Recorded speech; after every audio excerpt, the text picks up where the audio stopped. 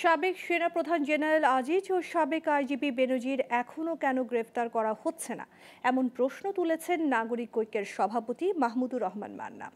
দুপুরে জাতীয় প্রেস ক্লাবের সামনে এক মানববন্ধনে এ প্রশ্ন করেন তিনি।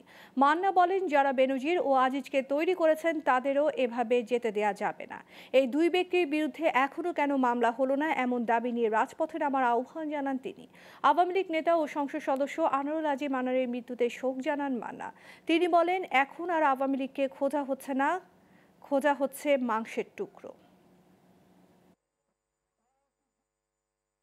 যারা বেনজিরকে তৈরি করেছে, যারা আজিজকে তৈরি করেছে, তাদেরকে এমনি এমনি যেতে দেওয়া যাবে না।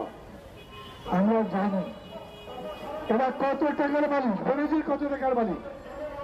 দেশের মধ্যেই, ঢাকার মধ্যেই আজও তো সরকারের নির্দেশে কোর্ট বলেছিল তার ব্যাপারে কোনো তদন্ত করা যাবে না। এবার আমেরিকার যুক্তরাষ্ট্রের পক্ষ থেকে যখন নিষেধাজ্ঞা আসলো, তদন্ত শুরু হলো। 2 দিনের মধ্যে দেখা গেল ঢাকা শহরেই তাদের 342 বিঘা জমি আছে।